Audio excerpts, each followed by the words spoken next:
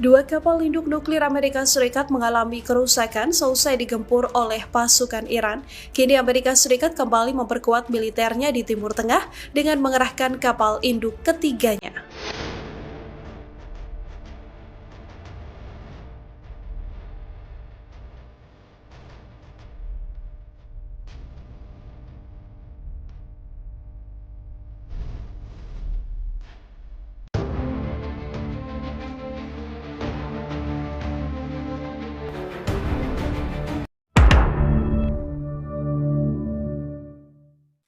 Guys, ini Amerika Serikat saat ini sedang dibuat ketar-ketir, dibuat bingung bagaimana caranya untuk melanjutkan perang saat ini. Ditambah anggaran yang makin meledak, teman-teman, dan juga posisi yang sangat sulit bagi Amerika Serikat untuk bisa mengalahkan Iran.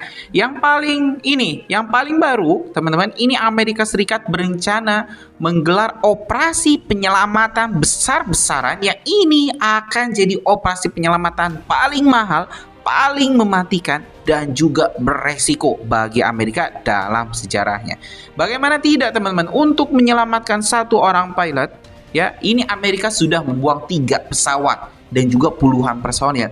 Tapi ini kenapa pilot ini begitu berharga bagi Amerika, sehingga ini informasinya Amerika akan menggelar operasi penyelamatan kedua setelah operasi penyelamatan pertama gagal total. Ya mungkin karena pilot dari 3 pesawat, 2 pesawat Black Hawk dan 1 pesawat angkut itu mungkin lebih banyak juga dan belum bisa diselamatkan. Alhasil Amerika kini informasinya akan menggerakkan kapal induk ketiga ke Timur Tengah. Nah, ini untuk membantu mungkin ya, kewalahan juga ini Amerika menghadapi Iran. Yang katanya Amerika itu adalah negara superpower, negara dengan kekuatan militer terbesar, terbaik teknologinya, yang paling maju. Ternyata tidak bisa mampu menghadapi Iran yang diembargo 40 tahun. Nah, ini informasinya, teman-teman, ya. Amerika bersiap untuk melakukan operasi penyelamatan yang informasinya juga, teman-teman, operasi penyelamatan pertama itu gagal total. Ya, mungkin ribuan akan dikerahkan untuk penyelamatan ini, dan saya pastikan makin banyak orang yang ini diterjunkan, makin banyak juga peti mati yang harus disiapkan. Seperti itu kan logikanya. Ini menyusup saja, ini F-15 itu menyusup ke wilayah Iran, berhasil dideteksi, berhasil dieliminasi. Apalagi ini Amerika mau mengerahkan armada kapal induk ketiganya ke Timur Tengah. Bukannya itu malah akan menambah daftar panjang korban atau kerugian bagi Amerika. Oke deh, teman-teman, kita bakal tengok dulu. Ini bukannya rencana Amerika untuk mundur, malah ini mengirimkan armada ketiga kapal induknya. Wah, gimana nih? Pelin-pelan juga ya Donald Trump. Mau mundur, kena, maju, kena. Gimana nih? Kita simak dulu deh informasi selengkapnya.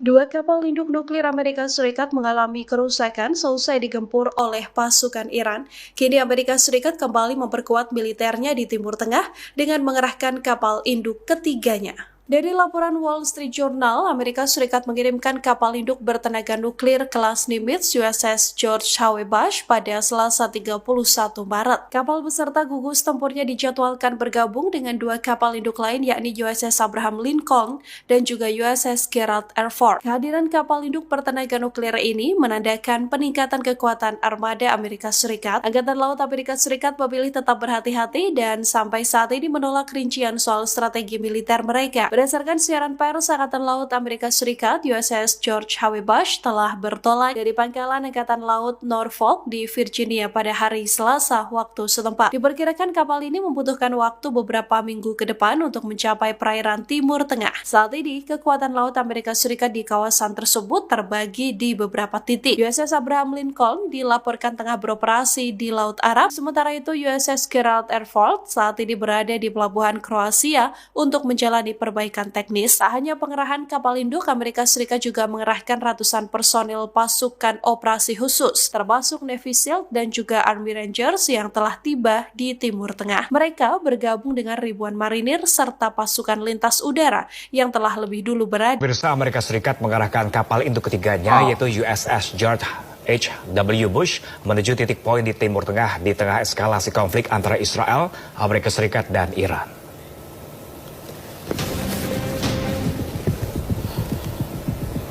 Pihak Angkatan Laut Amerika Serikat melaporkan kapal induk USS George Bush beserta kapal perang, pengawal, dan sayap udara yang baru saja selesai latihan unit gabungan mengarah menuju Mediterania Timur.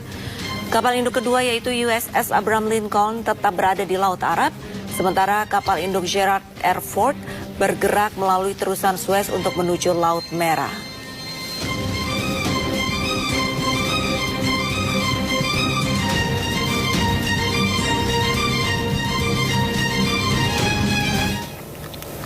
Pemirsa, warga di Manila.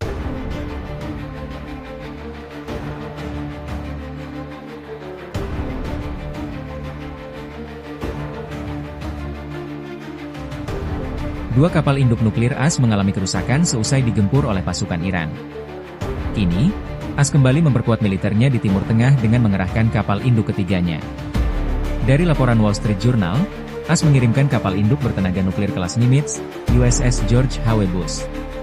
Kapal beserta gugus tempurnya dijadwalkan bergabung dengan dua kapal induk lain yakni USS Abraham Lincoln dan USS Gerald R. Ford.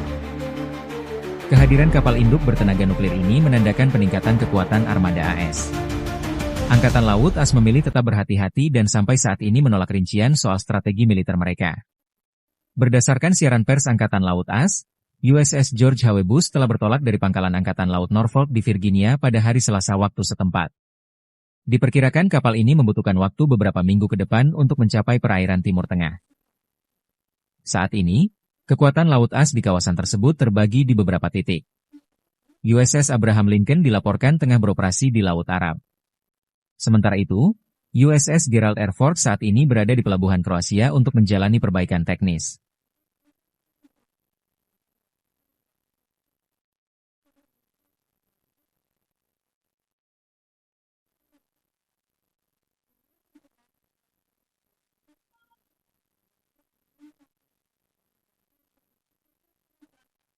Awalnya, Donald Trump sesumbar ingin mengembalikan Iran ke zaman batu.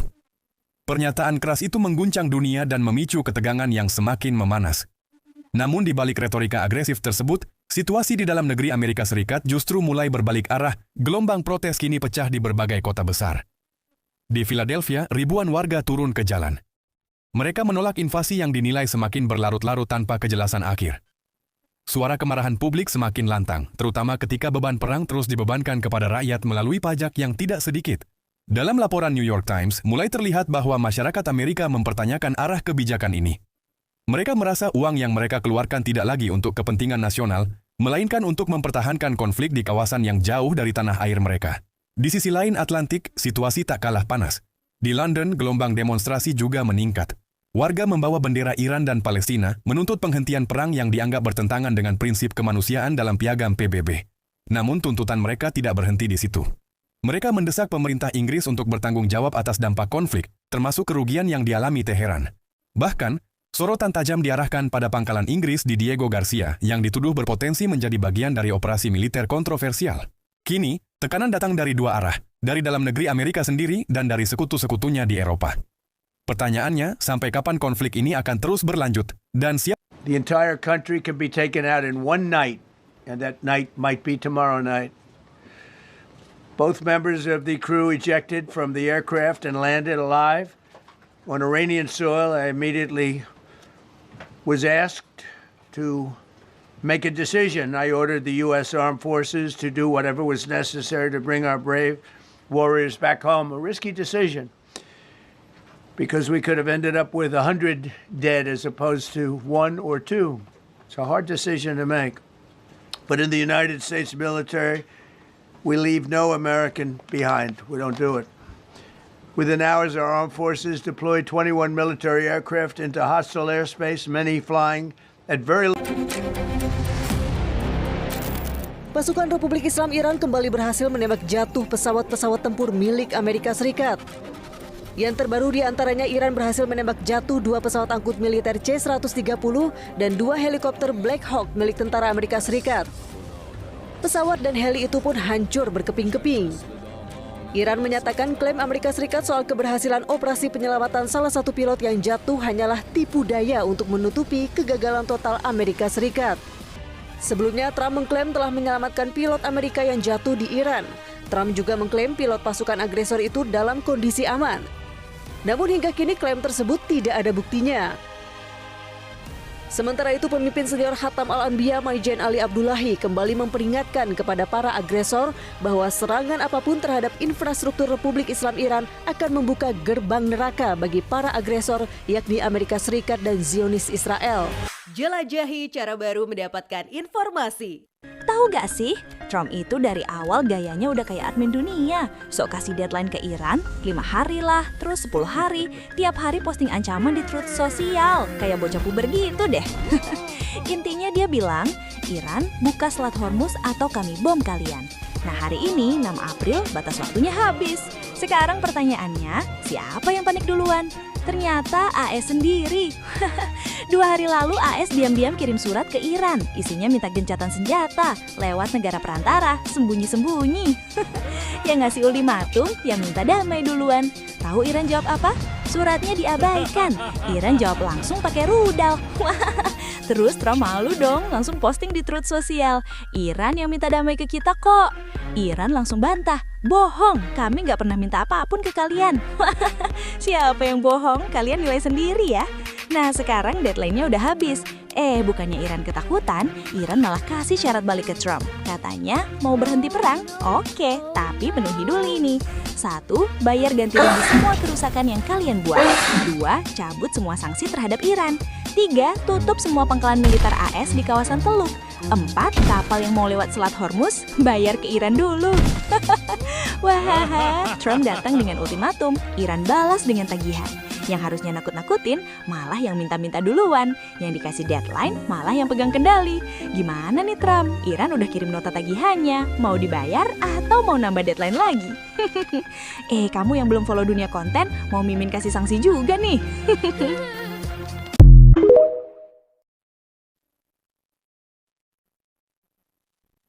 Ya guys, sudah kita simak ya rencana penyelamatan yang sangat beresiko yang akan segera dilakukan oleh Amerika, di mana ya penyelamatan pertama itu gagal.